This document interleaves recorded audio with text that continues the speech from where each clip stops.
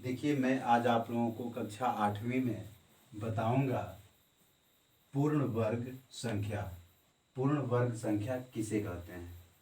तो पूर्ण वर्ग संख्या का अर्थ होता है कि ये पूरे रूप से किसी संख्या का वर्ग हो।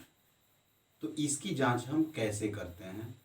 तो इसकी जांच करने के लिए दी गई संख्या का अभाज्य गुणनखंड ज्ञात करते हैं और अभाज्य गुणनखंड ज्ञात करने के बाद दो दो संख्याओं का जोड़ा बनाते हैं। ठीक है, तो आप लोग ध्यान दीजिए।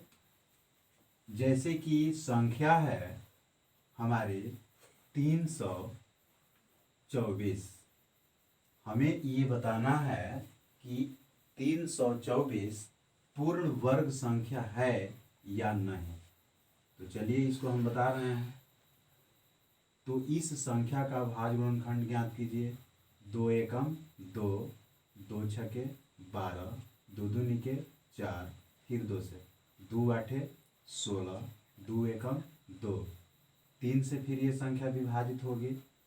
3 दूनी 6, 3 साते 21, 3 27, तितिरी के 9, 3 एकम 3 है। मैंने आप लोगों को जो है पिछले वीडियो में बता चुका था कि अभाज्य गुणनखंड हम कैसे ज्ञात करते हैं। आप लोग निकालना जानते ही हैं। तो चूंकि 324 बराबर 324 का अभाज्य गुणनखंड है 2 गुणे 2 गुणे 3 गुणे 3 गुणे 3। मैंने बताया कि दो दो संख्याओं का युग्म बना लेते हैं। युग्म यानी जोड़ा बना लेते हैं। तो यहाँ पर 2 संख्या ले लीजिए, यहाँ भी 2 संख्या ले लीजिए, यहाँ भी 2 संख्या ले लिए।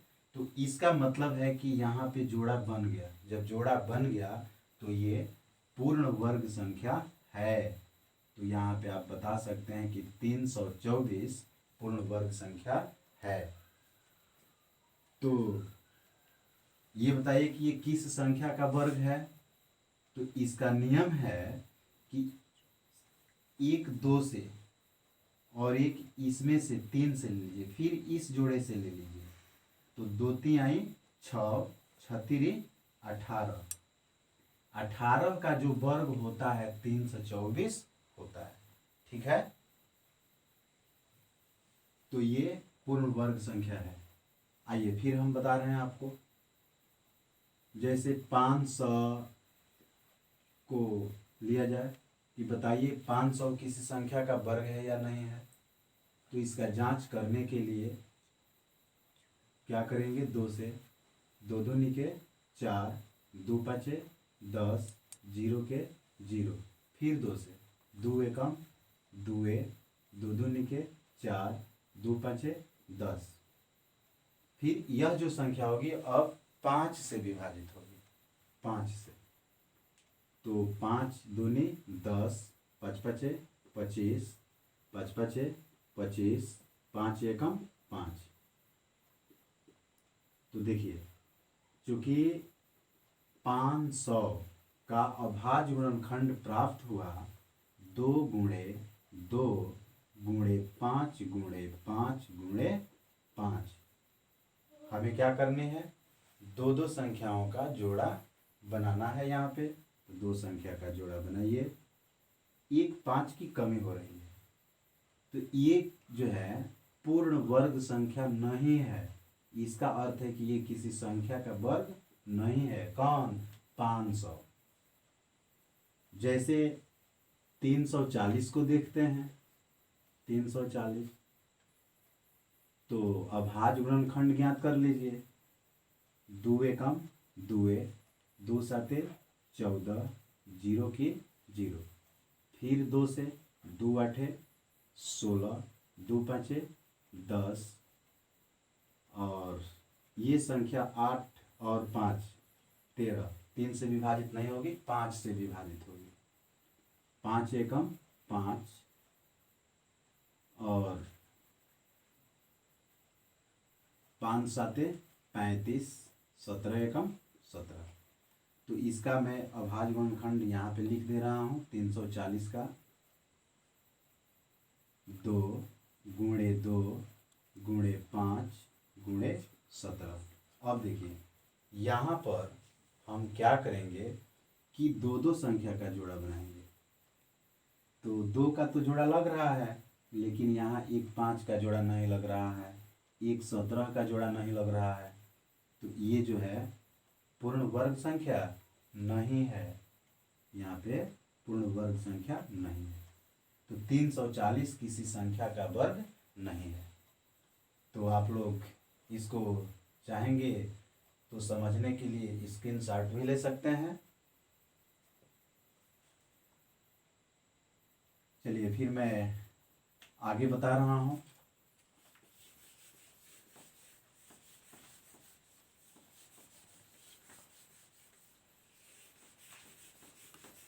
तो ये रहा आप लोगों का पूर्ण वर्ग संख्या। इससे हमें ये निष्कर्ष निकला कि पूर्ण वर्ग संख्या का जांच करने के लिए दी गई संख्या का अभाज्य गुणनखंड ज्ञात करके दो दो संख्याओं का जोड़ा बना लेते हैं। यदि जोड़ा लग जाता है तो वह संख्या पूर्ण वर्ग संख्या कही जाएगी, और दो दो संख्या का जोड़ा नहीं लगता है तो पूर्ण वर्ग संख्या नहीं कही जाएगी।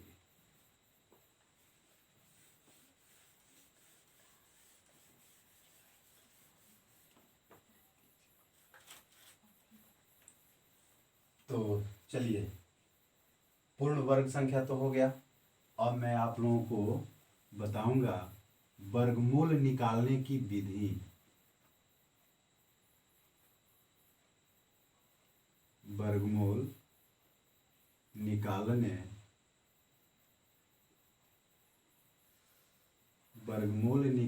की विधियां।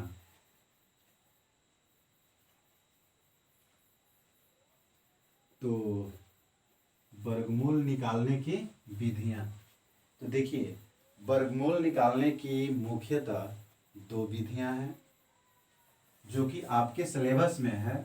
पहला है गुणनखंड विधि, गुणनखंड विधि, गुणनखंड विधि, और इसके बाद दूसरा है भाग विधि, दूसरा है भाग विधि। तो हम क्या करते हैं, सबसे पहले गुणनखंड विधि का अध्ययन करेंगे। मैं आपको गुणनखंड विधि का अध्ययन कराऊंगा, ठीक है। तो चलिए गुणनखंड विधि के बारे में पढ़ते हैं। जैसे हमें गुणनखंड विधि की सहायता से 3600 का वर्गमूल ज्ञात करना है। तो सबसे पहले गुणनखंड विधि से वर्गमूल निकालने के लिए दी गई संख्या का अभाज्य गुणनखंड ज्ञात करते हैं। समझ में आ रहा है। इसके बाद देखिए इसका क्या करेंगे, अभाज्य गुणनखंड ज्ञात करेंगे। 2 एकम 2, 2 आठे 16, डबल जीरो यहाँ पे लिख लीजिए, 2 नवा 18, डबल जीरो, फिर 2 से 2 चौके 8, 2 पाँचे 10, जीरो, फिर 2 से 2 2 निके 4, 2 2 निके 4, 2 पाँचे 10। अब ये जो संख्या है देखते हैं कि 3 से विभाजित होगी कि नहीं होगी। 5 2 7 2 9, 3 से विभाजित हो रही है, 3 से विभाजित करेंगे। 3 7 21, 3 5 15, 75 है, 3 से विभाजित होगा। 3 दूनी 6, 3 5 15, 25 आ गया, 5 से विभाजित होगा। 5 5 25, 5 एकम 5। देखिए अभाज्य गुणनखंड प्राप्त हुआ 3600 का। ठीक ये जो है पूर्ण वर्ग संख्या जिस प्रकार से हम निकालते हैं उसी प्रकार से। तो यहाँ पर क्या करेंगे, जो अभाज्य गुणनखंड प्राप्त हुआ है उसको लिख लेंगे। तो 2 गुणे 2 गुणे 2 गुणे 2 गुणे 3 गुणे 3 इसके बाद मैं यहाँ पे लिख दे रहा हूँ गुणे 5 गुणे 5। देखिए दो दो संख्या का इसमें हम क्या करेंगे कि जोड़ा लगाएंगे। ठीक है, जिस प्रकार से मैंने पिछले पॉइंट पर बताया था कि पूर्ण वर्ग संख्या का जांच करते हैं, ठीक वही तरीका अपनाएंगे। अब हम यहाँ पे क्या करेंगे कि प्रत्येक जोड़े से गुणा के रूप में एक एक अंक को ले लेते हैं। तो 2 गुणे 2 गुणे 3 गुणे इसमें से 5। देख रहे हैं, इस जोड़े से मैंने 1 2 लिया, फिर इस जोड़े से 1 2 लिया, और फिर इस जोड़े से 1 3 लिया, फिर इस जोड़े से 1 5 लिया। तो अब गुणा करा दीजिए इसको, 2 दूनी के 4, 4 3 12, 12 5 60, 60 आ गया। 60 जो है यहाँ पर प्राप्त हो चुका है। तो ये अब देखिए, वर्गमूल कभी भी लिखा जाता है तो करणी में लिखा जाता है।